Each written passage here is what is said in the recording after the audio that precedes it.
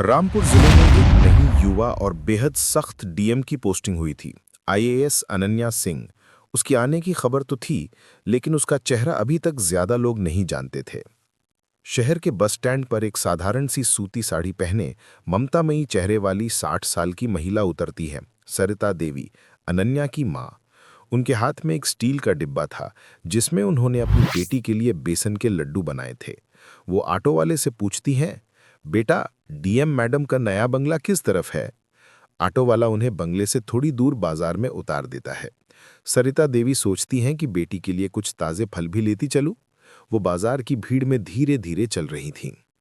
उसी बाजार में थानेदार रतन सिंह अपने दो हवलदारों शिंदे और यादव के साथ उगाही पर निकला था।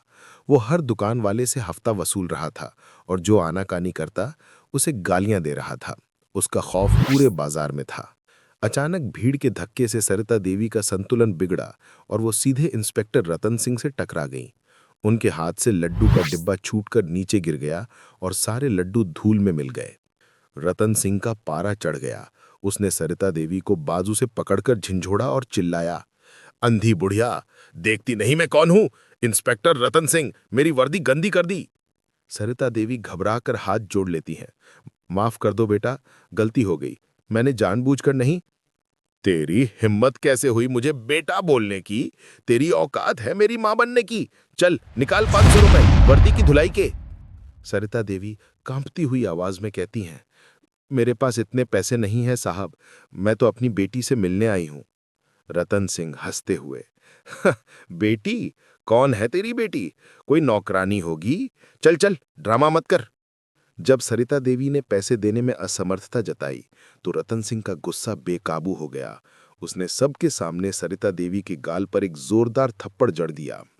रतन सिंह चीख कर कहता है, ये थप्पड़ याद रखना, अगली बार किसी पुलिस वाले से टकराने से पहले अपनी 7 पीढ़ियों के बारे में सोच लेना। वो सरिता देवी को जमीन पर धक्का देकर अपने हवलदारों के साथ आगे बढ़ जाता है। बाजार के लोग चुपचाप ये तमाशा देखते रहते हैं। किसी की हिम्मत नहीं होती कुछ बोलने की। सरिता देवी रोते हुए अपने बिखरे हुए लड्डुओं को देखती हैं। अपमानित और रोती हुई सरिता देवी एक कोने में बैठकर अपनी बेटी अनन्या को फोन करती हैं। सरिता देवी सिसकते हुए, अनन्या, बेटा।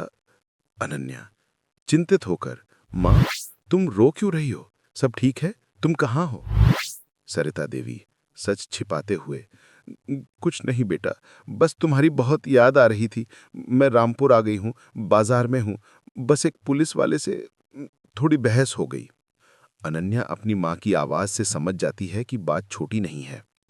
अनन्या ठंडी बर्फीली आवाज में, माँ, तुम शांत हो जाओ, मुझे बस इतना बताओ, कौन सा थाना लगता है उस बाजार में? माँ उसे थाने का नाम बताती है। अनन्या की आंखों में एक खतरनाक तूफान उतर आता है। उसका चेहरा भावहीन, लेकिन आंखें गुस्से से लाल थीं। अनन्या अपनी अफसर वाली पहचान उतार पर एक साधारण सा पुराना सलवार सूट पहन लेती है। वो अपने बाल साधारण तरीके से बांध लेती है और चेहरे से हर वो भाव मिटा देती है जिससे लगे कि वो एक डीएम है। वो अपने गार्ड और ड्राइवर को बंगले पर ही रुकने का आदेश देती है और एक पुरानी स्कूटी लेकर अकेले ही थाने की ओर निकल आती है। अनन्या थाने पहुंचती है। रतन सिंह अपने केबिन में हवलदारों के साथ चाय पी रहा था। अनन्या विनम्रता से, नमस्ते इंस्पेक्टर साहब, मुझे एक एफआईआर लिखवानी है। रतन सिंह बिना देखे, किसके खिलाफ? अनन्या, बाजार में आपकी टीम ने एक बुजुर्ग महिला के साथ बदतमीजी की है, उन पर हाथ उठाया है। रतन सिंह ये सुनकर अनन्या को ऊपर से नीचे तक घूरता है। उसके साधारण कपड़े देखकर वो उपहास से हंसता है। हो, तो तू है उस बुढ़िया की बेटी? क्या लगा था एफआईआर लिखवाएगी? चल भाग यहां से, ये सब औरतों के काम नहीं है, आया बड़ा कानून सिखाने। अनन्या शांत लेकिन दृढ़ता से, इंस्पेक्टर, आप अपनी ड्यूटी कीजिए और मेरी रिपोर्ट लिखिए, ये मेरा अधिकार है। रतन सिंह गुस्से से उठकर, अधिकार? मैं बताता हूं तुझे तेरा अधिकार। रतन सिंह अनन्या का हाथ पकड़ने की कोशिश करता है, लेकिन अनन्या झटके से अपना हाथ पीछे खींच लेती है। शिंदे, यादव, इस हीरोइन को बाहर फेंको। और सुनो लड़की, अगर दोबारा इस थाने के आसपास भी दिखी तो तेरी टांगे तोड़ दूंगा। दोनों हवलदार अनन्या को धक्के मारकर थाने से बाहर निकाल देते हैं। थाने के बाहर धूल में खड़ी अनन्या मुस्कुराती है। ये मुस्कुराहट शांति की नहीं, बल्कि आने वाले प्रलय की थी। वो अपनी जेब से फ़ोन निकालती है और जिले के एसपी को फ़ोन करती है। अनन्या शांत बर्फीली आवाज़ में, एसपी साहब, मैं अनन्या सिंह बोल रही हूँ, डिस्ट्रिक्ट मजिस्ट्रेट रामपुर। एसपी घबराकर, मैडम, जय हिंद मैडम, आपने फ़ोन किया मैडम, कोई खास बात? अनन्या, जी, बात बहुत खास है। मैं आपके रामपुर सेंट्रल थाने के बाहर खड़ी हूँ। आपके इंस्पेक्टर रतन सिंह ने अभी अभी मुझे थाने से बाहर फिकवाया है। फ़ोन पर दूसरी तरफ सन्नाटा छा जाता है। अनन्या आदेश देते हुए, एसपी साहब, मैं चाहती हूं कि आप पूरे जिले की फोर्स, मीडिया और एम्बुलेंस के साथ ठीक 10 मिनट में यहां पहुंचें, और हाँ, अपने साथ इंस्पेक्टर रतन सिंह और उसके दोनों हवलदारों के लिए सस्पेंशन लेटर भी लेते आइएगा। ठीक 9 मिनट बाद थाने के बाहर दर्जनों पुलिस की गाड़ियों की सायरन गूंजने लगते हैं। एसपी की गाड़ी सबसे आगे आकर रुकती है।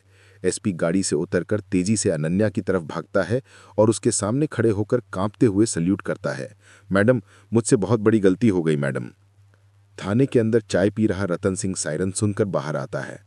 वो देखता है कि जिले का पूरा पुलिस महकमा एक साधारण सी लड़की के सामने थर-थर कांप रहा है। उसका चेहरा खौफ से सफ़ेद पड़ जाता है। वो समझ जाता है कि आज उसने अपनी मौत को दावत दे दी है। अनन्या एसपी के साथ थाने के अंदर जाती है। रतन सिंह और उसके हवलदार मूर्ति की तरह खड़े थे।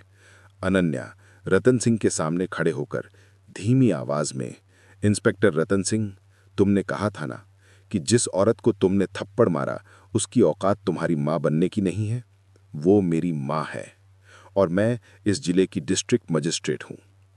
ये सुनते ही रतन सिंह अनन्या के पैरों पर गिर पड़ता है। मैडम, मुझे माफ़ कर दीजिए, मुझसे गलती हो गई।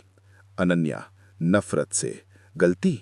तुमने एक माँ की आत्मसम्मान पर हाथ उठाया है, तुमने वर्दी का अपमान किया है, तुम्हें माफ़ी नहीं, सज़ा मिलेगी। वो एसपी को आदेश देती है, इन तीनों को अभी सस्पेंड करके गिरफ्तार करो। इन पर एक आम नागरिक पर हमला करने, ड्यूटी पर उगाही करने और एक सरकारी अफसर के साथ बदसलूकी करने के चार्जेस लगाओ। मैं इस केस को खुद देखूंगी। पुलिस रतन सिंह और उसके हवलदारों को हथकड़ी लगाकर ले जा रही थी। बाजार के वही लोग जो कल डर से चुप थे, आज तालियां बजा रहे थे। अनन्या अपनी मां के पास बंगले पर पहुंचती है। वो अपनी मां के चेहरे पर लगी चोट पर धीरे से मरहम लगाती हैं। उसकी आंखों में आंसू होते हैं। जब कोई अपनी ताकत का इस्तेमाल किसी कमज़ोर को सताने के लिए करता है, तो वो भूल जाता है कि हर कमज़ोर इंसान के पीछे कोई ना कोई ताकत खड़ी होती है। और माँ तो वो शक्ति है जिसके अपमान की सज़ा खुद कायनात देती है।